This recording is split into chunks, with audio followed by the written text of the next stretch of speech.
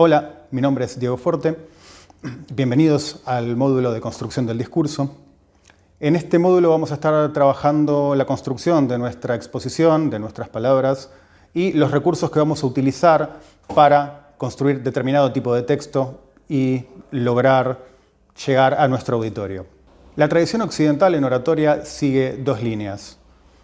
Por un lado, la que proviene de la antigüedad clásica, conocida como retórica o argumentación, con autores como Aristóteles, Cicerón o Quintiliano, y de hecho retomada en los años 60 por Perelman y Olbrecht Stiteca, y una tradición más moderna que proviene de los estudios cognitivos, tanto de la lingüística cognitiva como de la psicología cognitiva, y tiene que ver más que nada con analizar cómo nuestra mente procesa los discursos a nuestro alrededor. Para Aristóteles, los tres elementos a tener en cuenta en la construcción de cualquier discurso son el etos, el patos y el logos. El etos refiere a la construcción del orador, cómo nos posicionamos nosotros en nuestro discurso como oradores y desde qué punto hablamos. Es decir, podemos hablar como expertos en un tema, como personas comunes que opinamos sobre algún tipo de cuestión. Podemos también rebatir algún tipo de argumento, pero el etos se refiere particularmente a las estrategias que utilizamos para posicionarnos como oradores dentro de nuestro propio discurso. El patos, en cambio, tiene que ver con estrategias específicas para apelar emocionalmente a nuestros interlocutores. De alguna forma para tocarles una cuerda y conmoverlos, que es, en términos de Aristóteles, uno de los puntos fundamentales dentro del discurso. Finalmente, el logos tiene que ver con la construcción lógica de nuestros argumentos. Además de la parte emocional, para Aristóteles tenemos que utilizar argumentos que tengan o que provean una secuencia lógica y que nos permitan o que le permitan a nuestro interlocutor deducir automáticamente nuestra tesis. Cada uno de estos elementos, el etos, el patos y el logos, refieren a estrategias discursivas o retóricas, mejor dicho, puntuales. El etos va a estar relacionado con recursos descriptivos, mientras que el patos con recursos patéticos y finalmente el logos con recursos lógicos. En el caso de los recursos descriptivos vamos a tener, por ejemplo, recursos como la antítesis. En nuestro discurso nosotros podemos decir, nuestra posición no es esa, es esta. Desde ese punto de vista, el orador se está posicionando de una determinada forma dentro de su propio discurso. Ahora, los recursos patéticos refieren, justamente como habíamos dicho, a cuestiones emocionales y una forma emocional de apelar a nuestro auditorio. Y en ese sentido lo que hacemos es, por ejemplo, utilizar recursos como el ruego. Les ruego encarecidamente que miren todos los videos de este curso antes de abocarse a la evaluación final. Yo estoy apelando de esta forma a ustedes como auditorio a que de alguna forma una cuestión emocional les pese y vean los videos. Y finalmente, los recursos lógicos sirven para construir nuestros argumentos como racionales y válidos en términos racionales, aun cuando no lo sean. Por ejemplo, yo puedo usar una sentencia y decir, este curso es la verdad sobre la oratoria. En ese sentido, esa frase enmarca eso como una verdad absoluta e indiscutible. A esto, Perelman agrega una reflexión sobre la calidad de nuestros argumentos. En cuanto a los argumentos que desplegamos, podemos estar hablando de lo real o lo preferible. Es decir, podemos hablar de hechos que ocurren en nuestro mundo concreto o podemos hablar de cómo valorar esos hechos en términos de bueno, malo, correcto o incorrecto. Finalmente, el último ítem que esta aproximación retórica toma como fundamental tiene que ver con los movimientos corporales. Tanto para Cicerón como para Quintiliano, en general, la idea de movimientos corporales tenía que ver con empatizar emocionalmente con nuestro auditorio, pero sobre todo a partir de la idea de transmisión de significado emocional. Es decir, los movimientos corporales del orador tienen que mostrarle a su auditorio cómo debe interpretar sus palabras en términos emocionales. Es decir, las palabras serias deben estar acompañadas de movimientos corporales serios, mientras que los discursos más relajados pueden estar acompañados de movimientos que tengan que ver con algo un poco más relajado. En este caso, Cicerón sobre todo está pensando en una polaridad entre discurso político, que tiene cierta gravedad, cierta seriedad y tiene que estar enmarcado en un contexto serio, y lecturas de poemas, que son contextos en los cuales se supone el auditorio tiene que disfrutar. En esa escala, nuestros movimientos corporales tienen que mostrarle al auditorio cuál es la gravedad emocional que tienen que interpretar de nuestras palabras.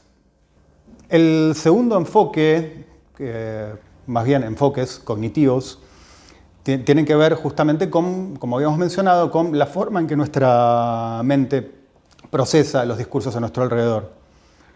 Uno de los descubrimientos más importantes que han hecho en las últimas décadas las ciencias cognitivas tiene que ver con que los humanos construimos una representación del mundo, tenemos una visión particular del mundo como individuos, pero no somos conscientes de esa visión del mundo. Es decir, no estamos conscientes durante el 100% del día de que tenemos una visión del mundo construida socialmente y simplemente tomamos como natural y como absoluta esa construcción. Ahora, esa construcción del mundo, como mencionábamos, tiene que ver con significados sociales, con significados compartidos en sociedad. Y a partir de esta idea de significados compartidos surge el concepto de sentido común, que muchos autores explican como el reservorio social de conocimiento compartido. Este reservorio de conocimiento compartido incluiría tanto las instrucciones para manejar los cubiertos como las posiciones políticas más complejas. En todo este espectro de significados compartidos entran informaciones que pueden ser contradictorias en algún punto. Yo puedo manejar los cubiertos de una determinada forma, otra persona puede utilizar los cubiertos de otra forma, incluso otra puede usar palitos. Yo puedo opinar algo puntual de un equipo de fútbol, seguir a otro, o tener una posición política particular que se contraponga con la posición de otra persona. Pero en el contexto de nuestra sociedad, más allá de que compartamos o no esas ideas, las conocemos. Entonces, esa es la idea de conocimiento compartido. Estemos de acuerdo o no con esa información, la conocemos. Ahora, ¿qué pasa con esto en nuestra mente? Nuestra mente elabora, a partir de nuestra experiencia vital y de este conocimiento compartido, varias cuestiones. En primera instancia, lo que nuestra mente elabora son esquemas de imagen. Si yo, por ejemplo, les digo la palabra perro, en nuestra mente se va a almacenar el sonido perro junto con la idea de cómo escribirlo en español, más el concepto de lo que es un perro, pero también nuestra mente va a almacenar junto con toda esta información una imagen de lo que puede ser un perro, sonidos asociados a lo que puede hacer un perro, olores, movimientos. Es decir, el concepto de perro en nuestra mente va a estar asociado a un montón de información que va a constituir un paquete. En otras teorías, en otros contextos, eso se ha llamado signo, pero cognitivamente esto implica un paquete de información más grande. Ahora bien, estos paquetes de información, estos esquemas de imagen, contraen relaciones entre sí. Por ejemplo, si pensamos de nuevo en perro, también lo primero que probablemente nos venga a la cabeza sea paseo, alimento, correa. Es decir, cuando pensamos en algún signo, en alguna palabra, en algún esquema de imagen, lo que pasa en nuestra mente es que se activan significados aledaños. Entonces, al mencionar solo uno de estos conceptos, en nuestra mente empiezan a acercarse, se iluminan o se acercan, empiezan a estar disponibles para nuestra interpretación un montón de signos aledaños. Esto es lo que se conoce como marcos cognitivos. Es a partir de un término activar un montón de significados aledaños. Pero eso no es todo. Además de esto, estos marcos cognitivos pueden actuar como metáforas. Salgamos un poco del perro. Si vamos, por ejemplo, a pensar una conversación como una guerra o una batalla, podemos hablar de destruir posiciones, de terminar con nuestro enemigo, de atacar y defender argumentos. En este sentido, y aquí es donde esto se vuelve importante para la oratoria, lo que este tipo tanto de marcos marcos cognitivos como metáforas permiten es introducir significados sin mencionarlos. Si yo menciono la idea de destruir argumentos, estoy empezando a plantear que nuestra conversación, nuestra discusión, va a ser a muerte porque esto es una guerra. Yo estoy planteando una discusión en términos de guerra sin decir abiertamente que esta discusión va a ser una guerra. Estoy activando en la mente de mi interlocutor significados aledaños a la guerra para dejarle en claro para dónde va, pero no lo estoy haciendo explícitamente. Y esto es algo muy importante a la hora de construir argumentos discursivos. Ahora que hablamos de esquemas de imagen, también es importante, si nos vamos a constituir como oradores, la imagen que damos, porque es la imagen a la que queremos quedar asociados en la mente de nuestros interlocutores. Entonces, la vestimenta es algo a tener en cuenta porque va a construir nuestra relación de poder con nuestro auditorio. En contextos serios, quizás querramos quedar como expertos o elevarnos de alguna forma, aunque más no sea en los instantes en los que estamos exponiendo. Entonces, nuestra vestimenta tiene que estar acorde a eso. En otros contextos más relajados, quizás lo que querramos sea mimetizarnos un poco más con nuestro auditorio y entonces lo que convenga no sea marcar una diferencia con ropa, sino más bien buscar algo más similar a lo que esperamos de nuestro auditorio. Entonces, la ropa es algo importante para construir esta relación de poder. Somos expertos y estamos hablando de algo que el resto del auditorio tiene que escuchar porque nosotros somos la referencia, o también podemos ser simplemente uno más que está dando la opinión de una persona más a un auditorio de iguales. En ese sentido, tener en cuenta cómo vamos a estar vestidos y plantados frente a nuestro auditorio es fundamental. Finalmente, para las perspectivas cognitivas también es muy importante todo lo que hacemos con nuestro lenguaje no verbal. Nuestro cuerpo, nuestras manos, miradas, toda nuestra forma de movernos transmite algo que también es asociado a cómo vamos a estar posicionándonos frente a nuestro auditorio. Y en ese sentido, lo primero y fundamental es la mirada. La acción de la mirada nos posiciona casi de forma determinante como buenos o malos oradores. Un buen orador mira a su auditorio a los ojos, trata de conectar con su auditorio, porque nuestra mirada es como un cursor de nuestras palabras. No solo conectamos, sino que direccionamos nuestro discurso a partir de la mirada. Si yo estuviera hablando hacia la pared, probablemente ustedes no estarían prestando atención o estarían pensando, ¿por qué esta persona está haciendo esto? Esto no es serio.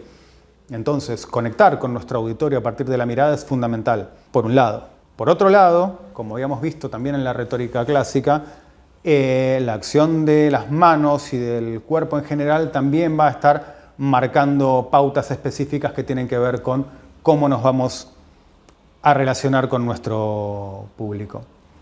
Así, sobre todo las manos, que suelen ser lo más complejo, presentan varias posibilidades. Podemos, en principio, simplemente ilustrar nuestras palabras, es decir, este tipo de movimientos rítmicos que acompañan nuestras palabras y que particularmente no tienen un significado puntual o que pueda ser interpretado inequívocamente, pero que suelen funcionar hasta cierta medida controlados. Por otro lado, tenemos también movimientos que son reguladores de conversaciones, como este tipo de movimientos, donde frenamos las palabras de alguien o le damos la palabra. Ese tipo de gestos también suelen ser interpretados como amables, como orientaciones para el desarrollo de la exposición y en todo caso de un intercambio con nuestro auditorio. Pero también existen otros movimientos no tan recomendados, sobre todo porque algunos de ellos son bastante automáticos e inconscientes, como los denominados adaptadores, y que son particularmente movimientos relacionados con el nerviosismo y con situaciones incómodas. Es empezar a pellizcarse cuando uno está nervioso, probablemente ocurre muy frecuentemente cuando uno tiene que hablar ante un público, ante una cámara, que se ponga nervioso y empiece a pellizcarse, tocarse, rascarse el cuello, la cabeza. Ese tipo de movimientos manifiestan nerviosismo y hay que evitarlos a toda costa. También existe un cuarto tipo de movimiento manual que no es del todo negativo, pero que es preferible evitar también y que son los denominados emblemas. Son gestos como este que tienen un significado muy específico en sociedades particulares y que remiten justamente, en este caso sí, a un significado unívoco. Y como son demasiado comunes, no suelen quizás quitarle un poco de precisión a nuestras palabras o de seriedad a nuestras palabras. Entonces, la reiteración de este tipo de gestos le quita seriedad un poco a nuestro discurso. Entonces, por eso es preferible evitarlos también. Bueno, hasta aquí la construcción del discurso. Las fuentes de esta pequeña conversación las tienen disponibles en el módulo, en formato PDF. Vamos a discutir esto en nuestra clase de la semana. Y recuerden que todas las consultas que quieran hacer tienen tanto el sistema de mensajería como mail y los foros del curso. Muchas gracias.